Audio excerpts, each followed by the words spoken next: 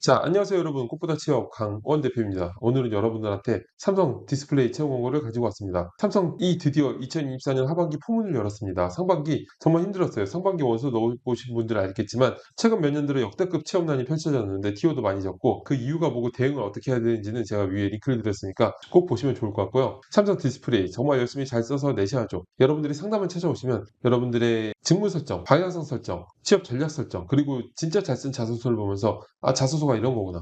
그리고 내 스펙이 어느 정도인지, 어디 갈 수 있는지, 내 자소서 상태 어떤지 제가 명확하게 말씀드릴 테니까 상담 찾아오시면 좋을 것 같고요. 여러분들의 구독과 좋아요가 저한테 큰 힘이 되니까 구독, 좋아요 꼭 부탁드릴게요. 자, 저도 계속 공대가 많은 회사들 다녔습니다. 현대차랑 DL, 그때 대림이었죠. 다녔는데 삼성 디스플레이는 삼성그룹 내 디스플레이 제조사예요. 2001년 기준으로 매출이 28조. 와, 주력 제품인 중소형 OLED와 관련 기술은 세계 최고로 인정받고 있어요. 이 세계 최고의 기술력을 가진 회사에서 어떤 직무를 채용하는지 볼게요. 자, 이번에 삼성 디스플레이 채용 직무는 연구개발, 공정기술, 설비, 인프라기술, 경영지원, 영어 마케팅이 있어요. 문과 직군도 두 군데나 있네요. 여러분들이 꼭 넣으시면 좋을 것 같고요. 저희 학생들도 이제 여기서 인사로도 이제 합격하기도 하고 합격 소식들을 계속 만들어냈는데 이번 달 11일까지니까 잊지 말고 넣으세요. 그렇다면 이제 자소서 항목은 어떻게 되는지 보도록 할게요. 자, 삼성을 지원한 이유와 입사 후 회사에서 이루고 싶은 꿈을 기술하는 항목입니다. 자, 이거는 여러분들이 700자니까 지원 동기하고 입사 포부를 쓰시면 돼요. 그런데 직무 지원 동기랑 입사 포부가 겹치는 부분이 있기 때문에 기업 지원 동기만 소제목으로 작성하고 그 다음에 입사 포부를 풀어내는 게 좋습니다. 왜냐하면 입사 포부가 나의 입사 후 커리어 플랜을 얘기하는 거잖아요. 그런 커리어 플랜이 있기 때문에 직무 지원 동기가 생기는 거죠. 그래서 직무 지원 동기의 업그레이드가 입사 후 포부다라고 생각하시면 직무 지원 동기를 이럴 때 날려버리는 게 좋습니다. 지원 동기 작성법은 제가 이제 위에 링크를 드리는데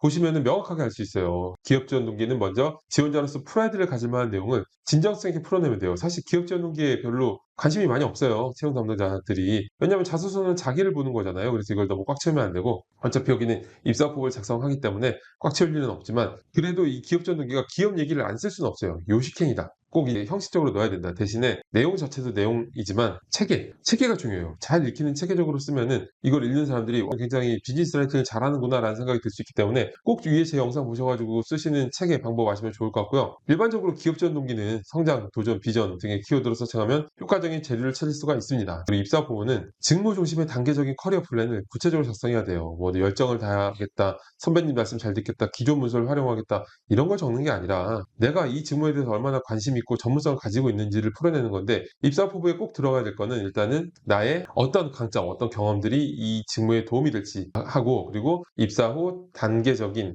구체적인 커리어 플랜이죠. 처음에 어떤 일을 하다가 나중에는 이런 일까지 하고 싶다라는 부분도 입사 포부를 제가 위에 설명하는 영상을 드렸으니까 꼭 보세요. 여기 한 곳만 넣는 게 아니라 앞으로 계속 넣어야 되기 때문에 이 영상들 보면은 지원 동기 입사 포부는 여러분들이 완벽하게 마스터할 수 있다. 자, 그리고 두 번째 본인의 성장 과정을 간략히 기술하되 현재의 자신에게 가장 큰 영향을 끼친 사건, 인물 등을 포함해서 기술하는 건데 자, 일단은 성장 과정을 작성하는 건데 사건, 인물 등이라고 되어 있는데 사실 인물을 적으면 임팩트가 적겠죠. 확률적으로. 물론 엄청나게 임팩트가 있는 사건이 있을 수도 있어. 근데 이제 확률적으로 내가 뭘 치열하게 한 거랑 다른 사람들이 뭘 열심히 한 걸 보고서 다 본 다음에 와, 저 사람은 어땠다라고 하는 거랑 어떤 게 더 임팩트가 있을까요? 당연히 이건 사건으로 가시는 게 훨씬 유리하고요. 기본적으로 1500자는 짧은 거 여러 개를 붙여 넣으면 돼요. 너무 한 가지 얘기로 길게 적으면 읽기 되게 싫겠죠. 채용 남자는 사실 읽기 싫으면 안 읽어도 됩니다. 소제목을 만들어서 구성을 한줄 찍고 이렇게 넣으면 그게 훨씬 더 멋있는데 자, 일단은 저희 꽃보다 채워 마스터 자소를 기준으로 이제 거기에 성장 과정하고 힘들었던 경험은 뭔가 가치관, 열정 이런 쪽에 맞추는 거지 구체적인 어떤 해법이나 솔루션 과정이 중요한 건 아니거든요.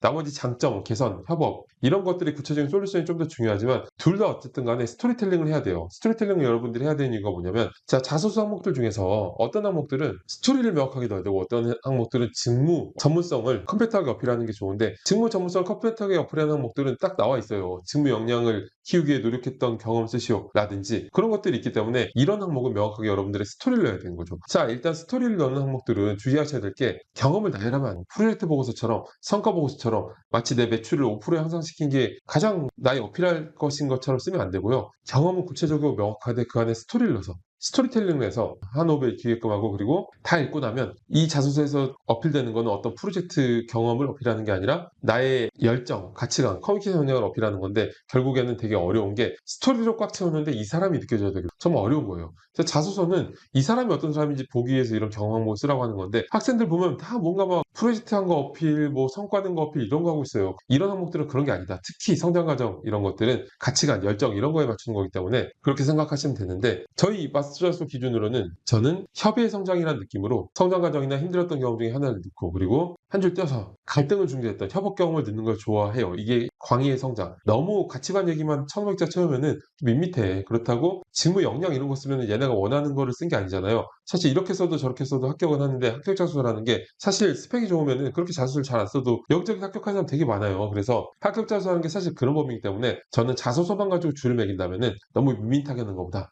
그렇다고 얘네가 한 가치관, 성장 과정 얘기를 무시하는 것보다는 처음에 협의에 그리고 이제 그다음에 광의의 성장 과정에서 일련의 성장 과정을 풀어내는 게 좋을 것 같다라는 생각이 들고요. 자, 성장 과정은 아까 말씀드렸듯이 가치관에 영향을 끼쳤던 사건을 설명해서 스토리텔링 하는 거예요. 스토리텔링 하는데 대체 뭐냐면 스토리텔링 효과적인 방법은 바로 상황을 제시하고 그리고 다음에 문제점. 이 문제점이 정말 중요해요. 여러분들이 어떤 스토리를 볼 때 웹툰이든 드라마든 영화든 간에 그 스토리를 몰입하게 되고 주인공한테 어떤 공감하게 되는 시점은 흡입력을 가지게 된 시점은 주인공의 어떤 문제점, 시련, 공경, 역경에 치였을 때거든요. 그때부터 무의식적으로 저 사람이 저걸 어떻게 해나갈까라는 궁금증을 가지고 끝까지 보게 돼 있어요. 그래서 문제점을 잘 적는 게 굉장히 중요하고 그 다음에 해당 문제를 겪으면서 내가 어떻게 해결하려고 했는지의 순으로 풀어내는 게 스토리텔링의 명확한 과정입니다. 성장 과정의 소재는 20대 이전 이야기도 20대 이후 이야기도 괜찮은데 참 어렵죠. 내가 너무 최근에 인턴할 때 프로젝트에서 뭐 성과낸 거 이런 거 쓰면은 사실 내 가치관하고 상관이 좀 없어요. 그렇다고 너무 어릴 때 얘기를 써도 유치해 보이기 때문에 잘 조율해서 에너제틱한 열정이 넘치는 경험을 갖고 오시는 게 좋을 것 같고요. 세 번째, 최근 사회 이슈 중에서 중요하다고 생각하는 한 가지를 선택하고 자신의 견해를 기술하는 항목입니다. 자, 사회 이슈라는 워딩에 부합되는 범주 안에서 본인이 지원하는 업계나 직무 관련 이슈를 한 가지 선정해야 돼요. 일단은 어떤 이슈인지 바로 두 가지로 명확하게 적고 그러한 이슈가 이제 부여하고 있는 미션이나 과제 등을 풀어낸 다음에 그 다음에 지원한 여러분들이 기업에서 이러한 부분을 어떤 방향으로 대응해야 되는지라는 플러스적인 인사이트까지 보여주는 게 좋을 것 같습니다. 마지막 항목, 본인의 전공 능력이 지원한 직무에 적합한 사유를 구체적 사례를 들어 기술하는 항목인데 이거 아까 제가 설명드렸듯이 자소서 항목이 경험을 내가 어떤 스토리를 넣는 게 있고 그리고 직접적인 전문성을 컴팩트하게 어필하는 게 있는데 이거는 지금 후자겠죠. 여러분들이 전공에서 어떤 프로젝트를 하고 어떤 교육을 수료하고 어떤 것들이 나의 역량에 나의 업무 전문성에 도움을 줬다 이런 식으로 풀어내면 되는데 문과 같은 경우는 뭐 영업이라고 하면은 뭐 협상력 같은 거 소제목 구분해서 적고 그리고 내가 직접적으로 영업했던 경험 이런 거 적으면 괜찮겠죠. 자, 일단 기본적으로 기업에서 가장 원하는 거는 지금 여기서 와서 할 일을 해봤냐예요. 내가 어떤 업무를 해봤다는 게 얼마나 무기겠어요. 일관성이 있는 업무라면 내가 업무를 했던 경험을 어필하는 게 일단 우선순위여야 되고 그 다음에 어떤 학습, 대외활동, 프로젝트 이런 것들이 차순위가 되어야 합니다. 자, 여러분 오늘 삼성 이제 채용 공고를 보게 됐는데 여러분들이 진짜 잘 쓴 자소서 경험표를 보면서 상담받고 싶으신 분들은 찾아오세요. 제가 쓴 거 보면서 와 이게 자소서구나. 스토리로 꽉 채웠는데 사람이 보이는 게 이런 거구나. 삼성은 공고가 끝나더라도 그 뒤에라도 찾아오시면은 자소서에 대한 완벽한 이해를 하실 수 있을 거고요. 여러분들 직무 설정, 방향성 설정, 취업 전략 설정, 내 자소서 상태 평가, 내 스펙 평가 이런 거 다 해드리니까 저도 여러분들하고 얼굴 맞대고 상담할 수 있는 시간이 왔으면 좋겠습니다. 저는 오늘 이걸로 마치겠습니다. 여러분 감사합니다.